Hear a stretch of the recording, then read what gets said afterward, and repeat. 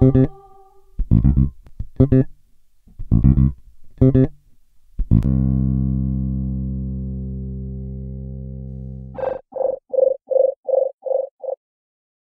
bona tarda. Moltes gràcies per estar aquí, per haver vingut. El meu nom és Sergi Jordà, soc investigador en el grup de tecnologia musical de la Universitat Pompeu Fabra i em dedico a la recerca en l'àmbit de la interacció i de la tecnologia i la música. Per explicar una mica el que faig i per què faig això, sobretot, em remuntaré unes quantes dècades enrere, a principis dels anys 80, on es donen dues situacions. D'una banda, jo toco el saxo i sobretot em dedico a la improvisació i al free jazz, i de l'altra banda estava començant a estudiar física aquí a la Universitat de Barcelona. Aquests dos fets aparentment no tenen ninguna relació, però ara explicaré. D'una banda, en el saxo, com ja he dit, realment el que m'interessava era la improvisació i al mateix temps era conscient que era un saxofonista el que es diu bastant dolent. I les raons era que no m'agradava practicar, no m'agradava assajar, és a dir, no m'agradava tots els exercicis que són necessaris, no ja per ser un saxofonista de primera fila, un músic de primera fila, sinó per ser un instrumentista mitjanament digne. Tot el que és repetir i practicar realment no m'interessa gaire i prefereixo pensar, i un cop entenc les coses i sé com poden funcionar, prefereixo passar a una altra història. Bé, què té a veure això amb la física? Doncs que mentre estava estudiant, un dia, potser era a tercer any, ens van presentar un ordinador. Això que avui pot semblar ridícul a qualsevol nen, en aquella època era així. És a dir, jo fins a l'any 83 mai havia tingut un ordinador davant meu, excepte a les pel·lícules. No solament ens van presentar l'ordinador, sinó que ens van dir com es programava. I aquell dia vaig tenir, diguéssim, la revelació que realment va canviar la meva vida. D'una banda, vaig entendre, tot i que no ens ho van explicar ben bé, que els ordinadors podien produir so.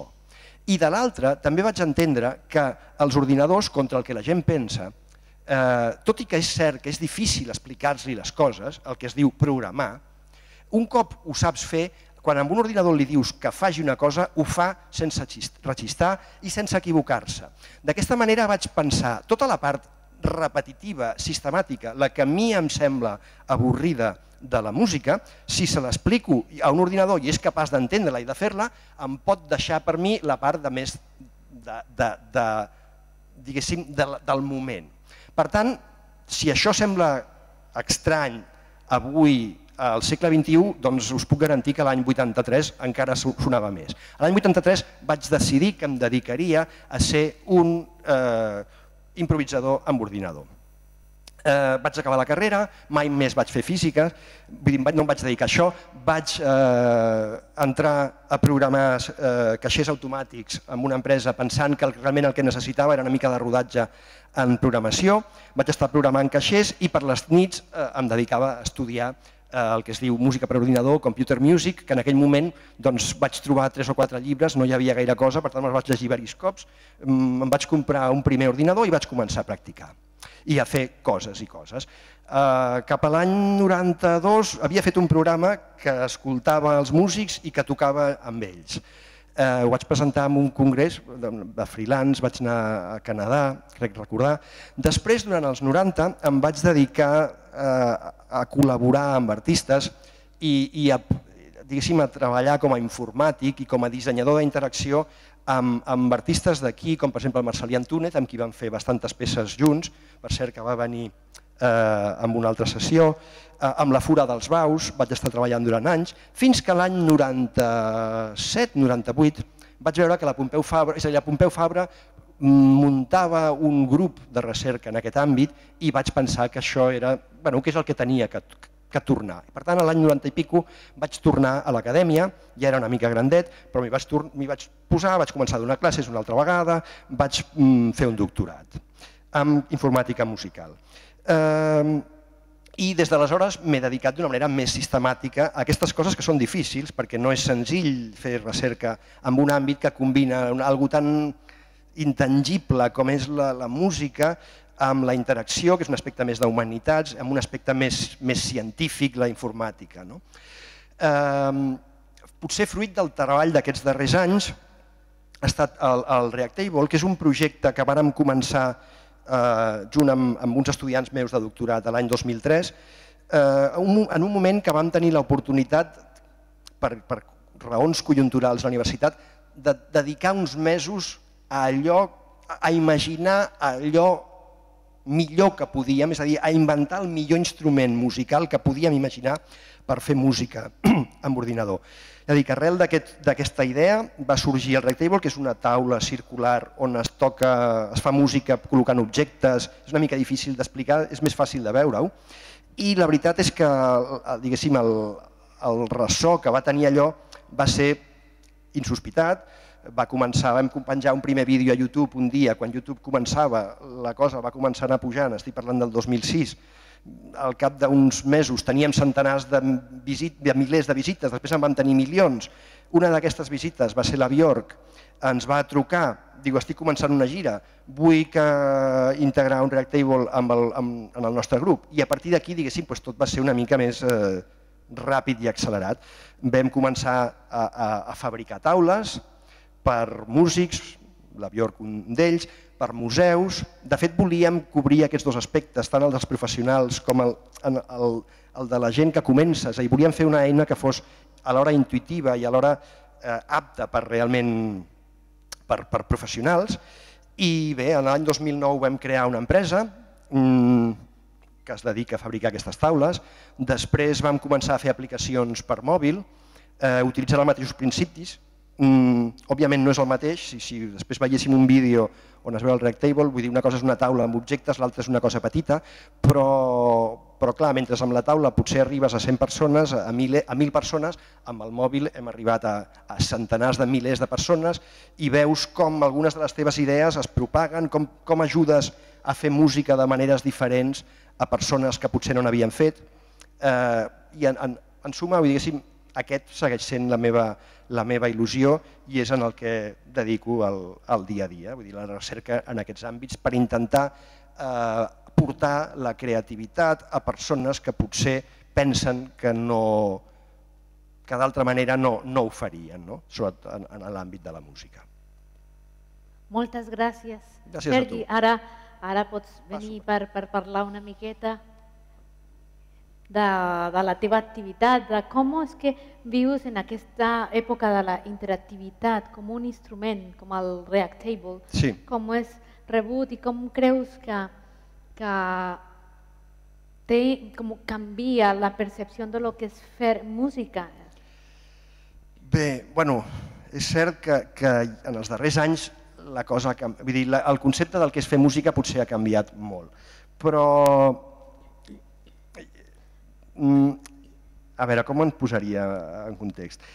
Ja dic, d'una banda, realment m'interessa el poder portar la pràctica musical a més gent que potser no té els coneixements mínims necessaris o que es pensa que no els té.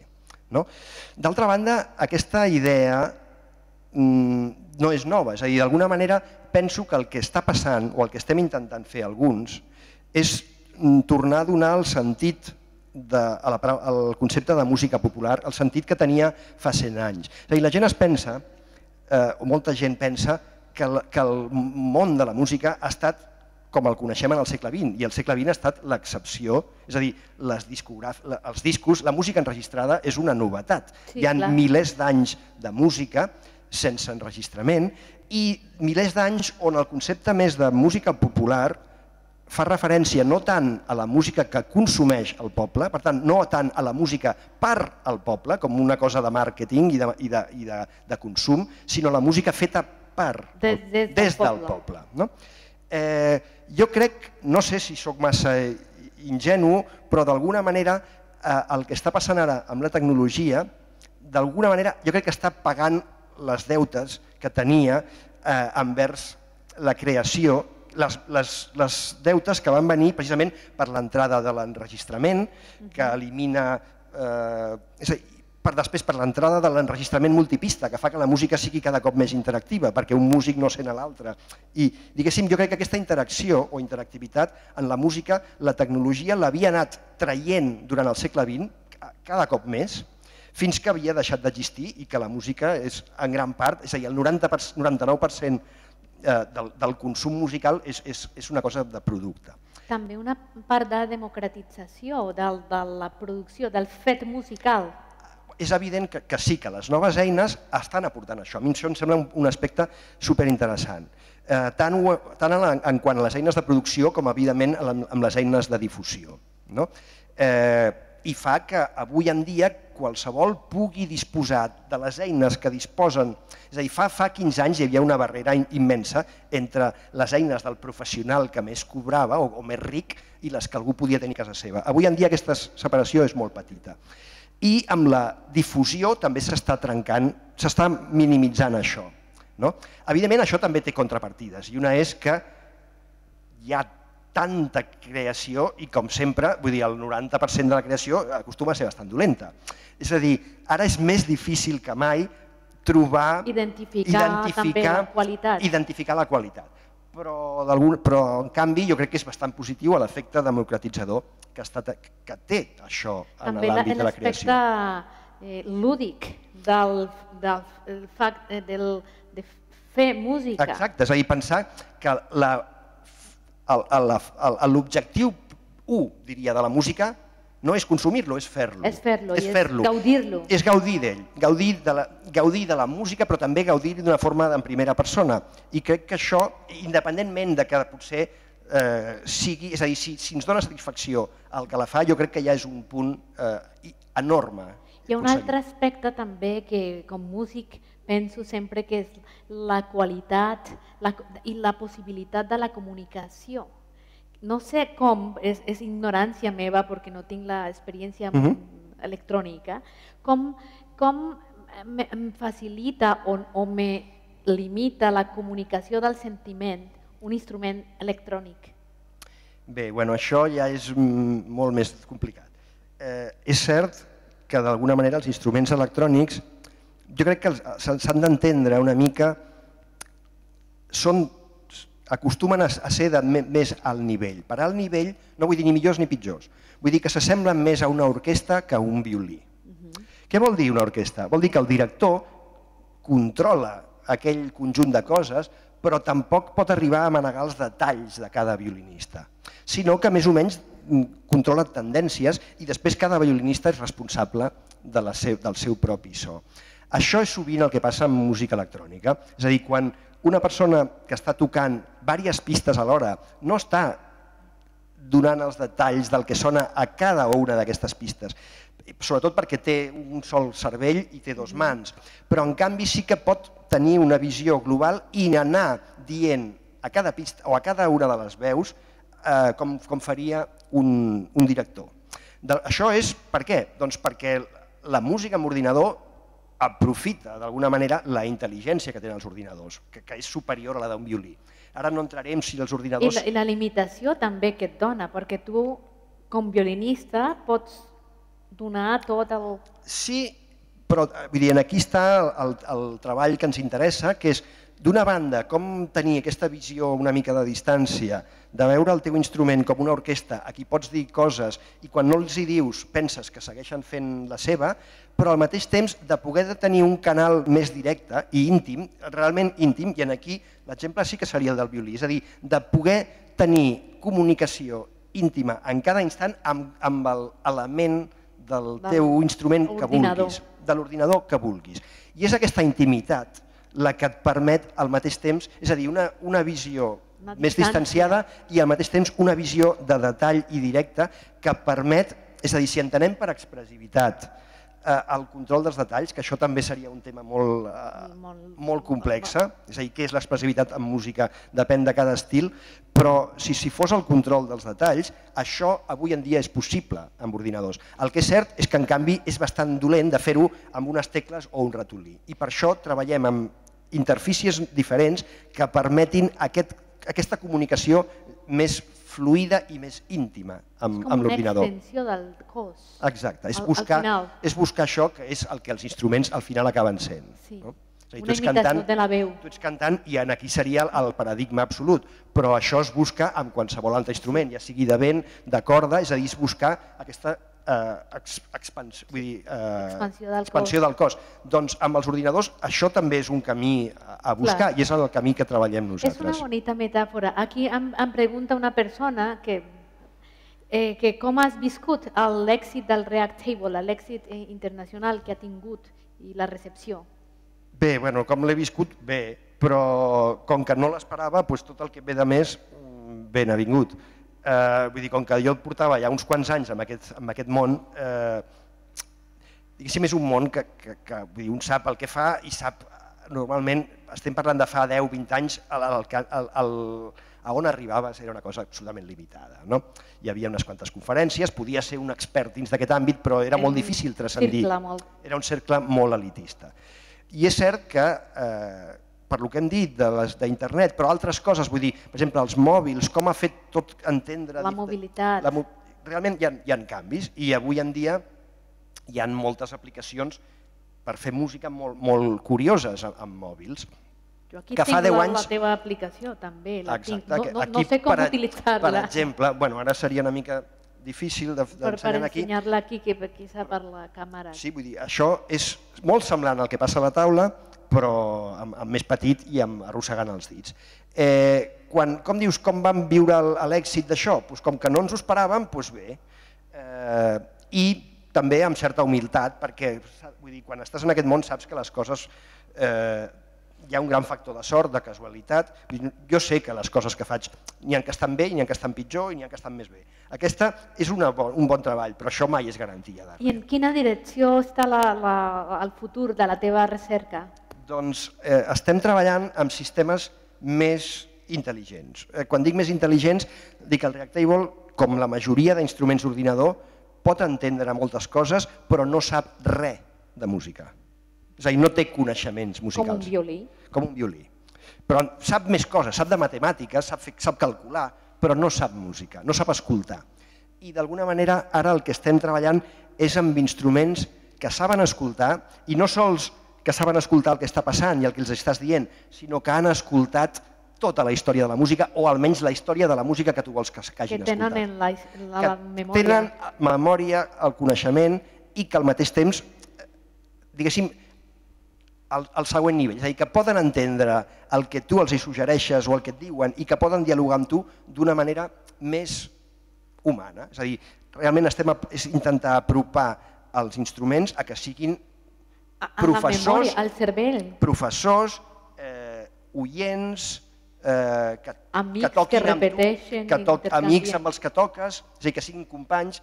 Aquesta és una de les línies amb les que estem treballant actualment. Ara realment estaré molt pendent de la teva recerca perquè m'agradaria tenir un instrument tan intel·ligent com el que estàs pensant. A veure si ho aconseguim. Moltíssimes gràcies per la teva participació en iCatalunya i moltes gràcies per compartir el teu treball.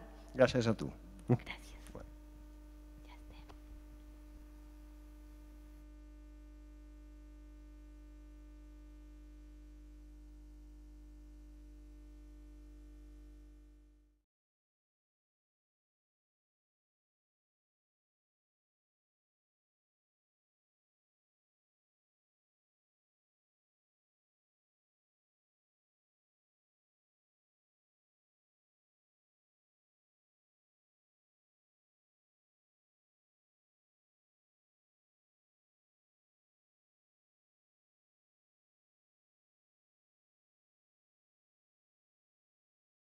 Era que no m'agradava practicar, no m'agradava assajar, és a dir, no m'agradava tots els exercicis que són necessaris, no ja per ser un saxofonista de primera fila, un músic de primera fila, sinó per ser un instrumentista mitjanament digne.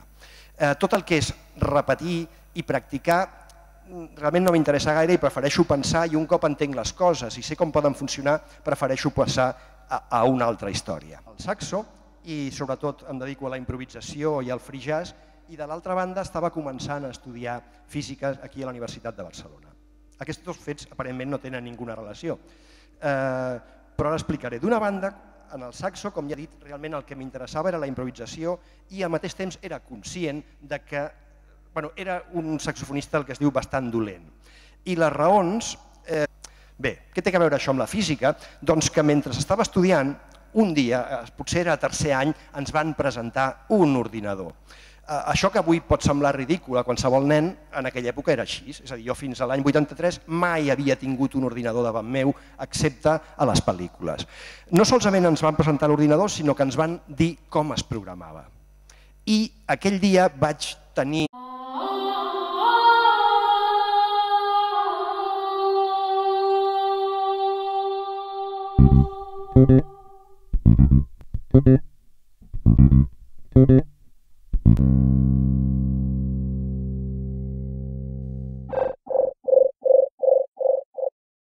Hola, bona tarda. Moltes gràcies per estar aquí, per haver vingut. El meu nom és Sergi Jordà, soc investigador en el grup de tecnologia musical de la Universitat Pompeu Fabra.